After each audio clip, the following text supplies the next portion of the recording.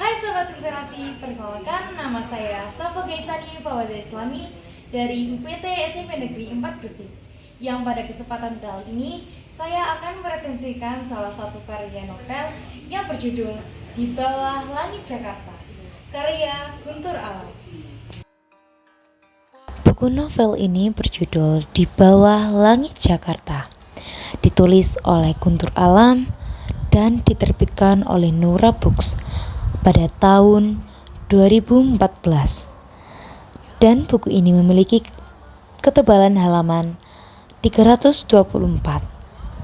ISBN dari buku ini adalah 978 602 1606 63 dan 6. Keterbatasan bisa dikalahkan oleh semangat pantang menyerah dan kegigihan memperjuangkan mimpi.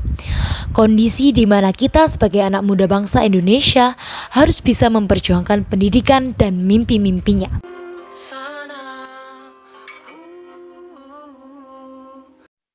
Novel ini menceritakan tokoh Sugiarto, seorang anak laki-laki kecil yang mempunyai mimpi menjadi menteri. Sugiarto biasa dipanggil Ugi. Ugi memiliki ibu yang bekerja sebagai penjual keripik singkong dan bapaknya kerja di Jakarta sebagai penjual bubur kacang hijau. Kisah perjuangan Sugiarto dimulai pada saat Ugi berumur 12 tahun. Ketika ibu dan bapak Ugi harus berjuang mencari uang untuk memenuhi kebutuhan pangan anak-anaknya yang banyak. Disinilah konflik batin dengan kehidupan dan teman-temannya terjadi. Konflik dengan Bu Fatima, yaitu guru di sekolahnya yang selalu menagih uang SPP membuat hatinya semakin sakit.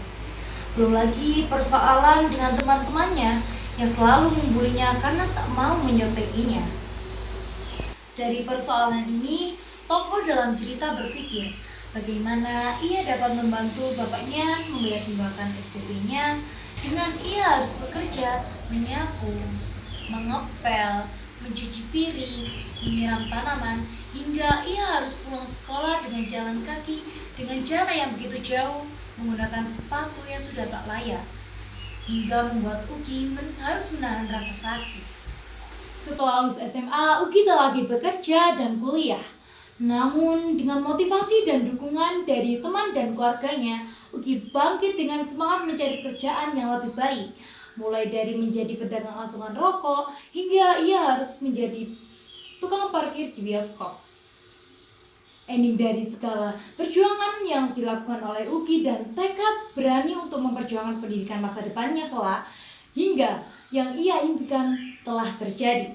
Setelah perjalanan panjang, akhirnya Sugiarto menjadi Menteri BUMN dalam posisi perindustrian. Salam literasi. Hai semuanya, apakah kalian tidak tertarik atas novel ini? Kelebihan dari novel ini adalah cover buku yang menarik, sehingga pembaca tertarik untuk membeli novel ini. Sedangkan rangkaian ceritanya mengalir dan mudah dimengerti. Salah satu yang membuat novel ini spesial adalah terdapat banyak motivasi tentang perjuangan hidup.